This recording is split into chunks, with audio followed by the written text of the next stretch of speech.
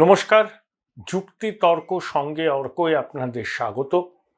আপনাদের সঙ্গে আমি অর্কপ্রভ সরকার। আজকের প্রতিবেদনের থাম্বনেল দিয়েছি, এবার কি চরম সিদ্ধান্ত নিতে চলেছেন দিলীপ ঘোষ? এই বিষয়টা তো আসবো, দিলীপদার সঙ্গে টেলিফোনে কথাও বলেছি। তার আগে দু একটা কথা আমার মনে হয় এখানে প্রাসঙ্গিক, সেগুলো আপনাদের সঙ্গে শেয়ার করা আমার প্রয়োজন মনে হয়।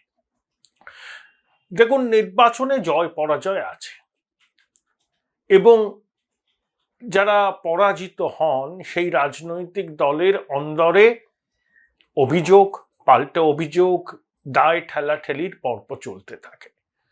কোনো রাজনৈতিক দলই এর ব্যতিক্রম নয়, এমনকি বামপন্থীরাও নয়। বামপন্থীদের ঘরোয়া কাজিয়া আগে সামনে আসতো না, কিন্তু এখনো খোলা হাওয়া তাদের অন্দরেও ঢুকেছে, তাই তাদের অন্দরের মতপার্থক্যও সামনে চলে আসে। দেখুন, বিজেপি এবার 12টি আসন পেয়েছে। তারা বিধানসভায় 38% ভোট পেয়েছিল, এবার 1% বেড়েছে, কিন্তু 2019-এর লোকসভার তুলনায় তাদের ভোট 2.5% কমেছে। তৃণমূলের ভোট লোকসভার নিরিখে ওই 3% বেড়েছে, কিন্তু বিধানসভার নিরিখে 1% কমেছে। যদি হিসাব করে দেখেন যে 12টি আসনে বিজেপি জয়লাভ করেছে, 100টি বিধানসভা কেন্দ্রের মতো আনুমানিক তারা এগিয়ে আছে 294-এর মধ্যে। এবং যে সমস্ত কেন্দ্রে বিজেপি জিতেছে প্রত্যেকটি কেন্দ্রে জয়ের ব্যবধান 2019-এর থেকে কম। অনেকগুলি কেন্দ্রে হাড্ডাহাড্ডি লড়াই হয়েছে, যেমন সৌমিত্র খান 6000-এর নিচে কিছু ভোটে জিতেছেন, যেমন মিতালি বাগ আরামবাগে ওই 6,500 ভোটে জিতেছেন। তো আমাদের জ্যোতির্ময় সিং মাহাতো অল্প ভোটে জিতেছেন, নিশীথ প্রামাণিক অল্প ভোটে হেরেছেন, সুভাষ সরকার অল্প ভোটে হেরেছেন, লকেট অল্প ভোটে হেরেছেন। এই প্রেক্ষিতে সৌমিত্র খান কালকে একটি সাংবাদিক বৈঠক করেছেন। বৈঠকের নির্যাস হলো তৃণমূলের অনেক, এই বিজেপির অনেক স্থানীয় নেতা, জেলার নেতা, রাজ্য স্তরের নেতার সঙ্গে তৃণমূলের যোগ সাজস আছে, এবং এমন কিছু রাজ্য স্তরের নেতা আছে যারা দলীয় সংগঠন আলো করে বসে আছেন, তারা কার্যত রুটলেস ওয়ান্ডার। সৌমিত্রর নির্বাচনী ভাগ্য খুব ভালো, টানা 3বারও কিন্তু বিষ্ণুপুর থেকে লোকসভায় জিতেছে। 2014-এ তৃণমূলের টিকিটে জিতেছিল, 2019-এ বিজেপির টিকিটে, 2024-এ আবার বিজেপির টিকিটে। 2019-এর নির্বাচনে ও নিজের কেন্দ্রে ঢুকতেই পারেনি, ও স্ত্রী মানে প্রাক্তন স্ত্রী সুজাতা ওরফে প্রচারটা করেছিল। এবং সৌমিত্র খান এটাও বলেছেন যে দিলীপ ঘোষকে মেদিনীপুর থেকে না সরানো হলে মেদিনীপুর আসন বিজেপি জিততে পারত, এবং বর্ধমান দুর্গাপুর আসনও হয়তো বিজেপির ঝুলিতে আসত। দিলীপ বাবু কিন্তু তার ক্ষোভ গোপন করেননি, অসন্তোষের কথা জানিয়েছেন। বলেছেন যে নেতৃত্বের ইচ্ছায় তিনি বাধ্য হয়েছিলেন আসন পরিবর্তন করতে, তার সঙ্গে কোনো কথা বলা হয়নি। বলছেন যে তার এখন সেই তো দায়িত্ব কিছু নেই, দলীয় দায়িত্ব নেই, জনপ্রতিনিধিও নেই, রাজনীতি আদৌ করবেন কিনা সেটা তিনি ঠিক করবেন। রাজনীতিতে সবসময় করতে হবে এরকম মাথার দিব্যি তো কেউ দেয়নি, একথা অনস্বীকার্য।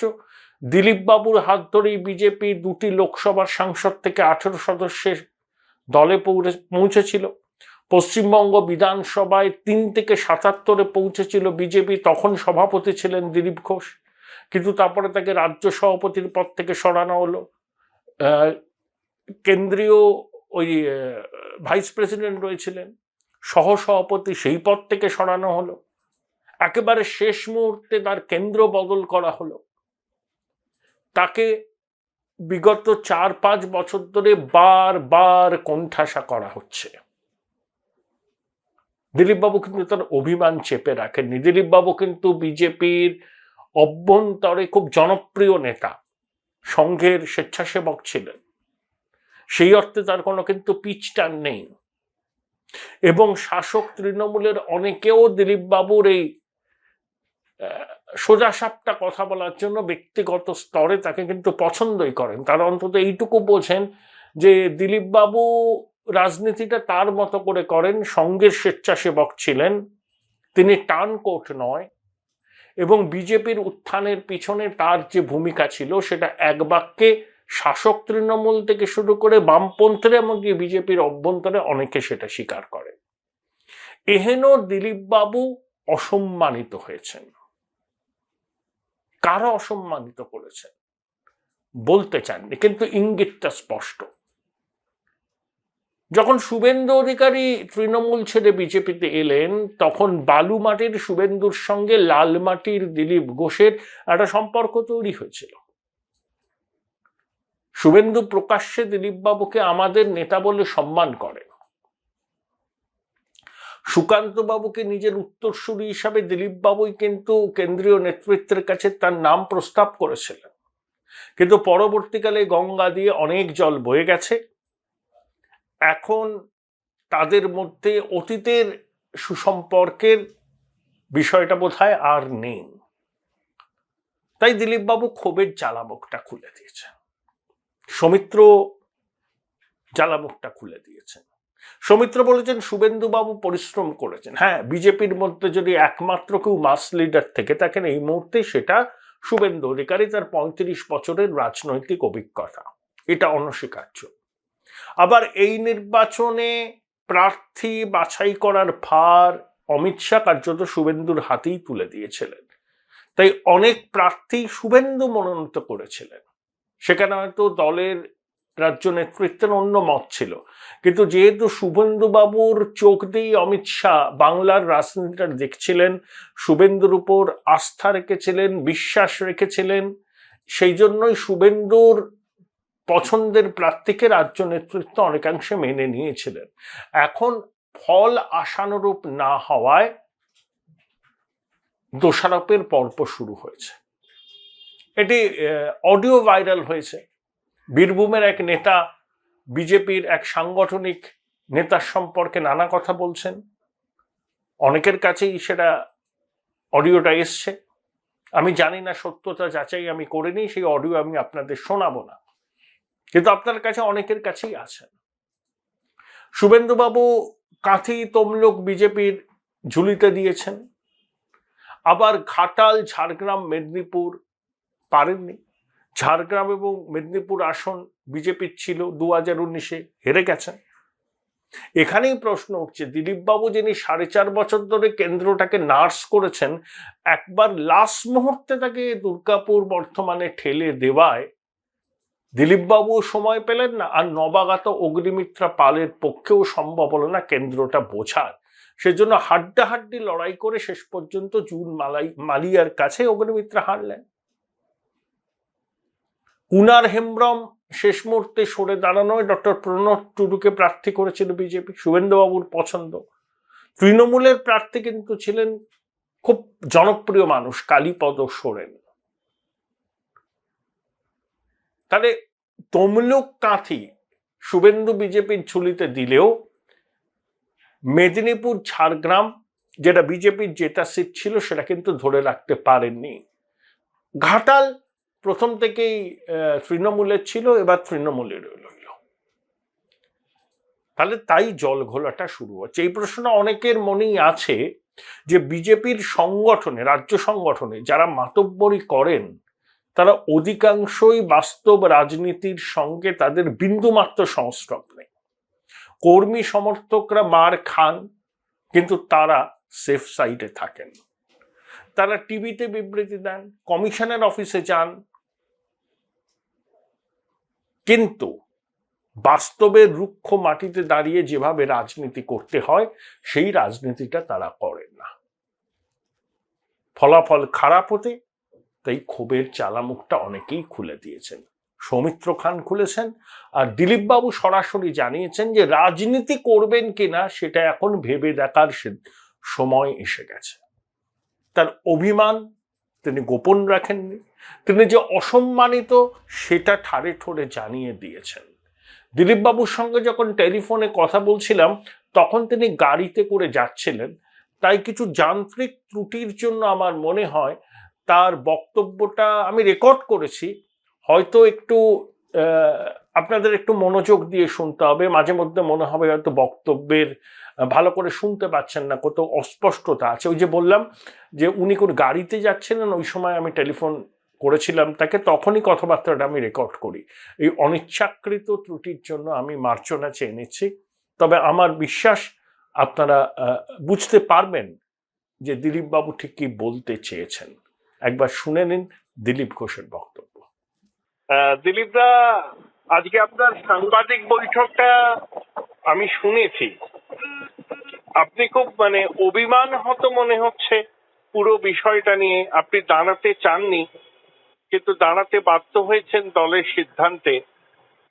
এর পরবর্তী পদক্ষেপ কি হতে পারে আপনার? দেখা যাক, সময় আছে, পার্টি কি ভাবছে দেখি, তারপর ডিসিশন। আপনাকে বর্তমান দুর্গাপুরে পাঠানোর সিদ্ধান্তের নেপথ্য কারিগর কে বা কারা? যারা প্রদেশের ডিসিশন নিয়েছে তারা, আমাকেও জিজ্ঞেস করেনি। কারা তো আমার পক্ষে বলা মুশকিল, সবাই সেটা আঁচ করছে যেভাবে হচ্ছে। তা আপনি যে দাঁড়াতে চান না সেটা কেন বলেন নেতৃত্বকে? বলতেছি আমাদের সঙ্গের লোকেদের যারা না বলছে, আমাদের ক্লিয়ার করেছিলাম নো পলিটিক্স নো ইলেকশন। যারা আমাকে পাঠিয়েছে তারা বললো। নো পলিটিক্স নো ইলেকশন মানে হয়ে গেল, আর পলিটিক্সও করবো না, ইলেকশনও করবো না। আমার দরকার নেই। আমার যেটা দায়িত্ব ছিল বাকিরা চালাক, আমার রাজনীতি ইচ্ছা নেই, বলে দিচ্ছি এইভাবে রাজনীতি করবো না। মানে কি আপনি রাজনীতি থেকে অবসর নেবেন? এখন তো সেরকমই বলে দিয়েছিলাম পরিষ্কার করে, সম্মানের সঙ্গে চলে যেতে চেয়েছিলাম। পার্টি যদি সম্মানের সঙ্গে না রাখে তা আমাকে ছাড়তে যাও, কি করবো? রাজনীতি করতে সব প্লেয়ার হয়ে থাকতে চাই না। এই সিদ্ধান্তটা কবে নেবেন আপনি? সেটা পার্টির ডিসিশনের করে নেবো আমি।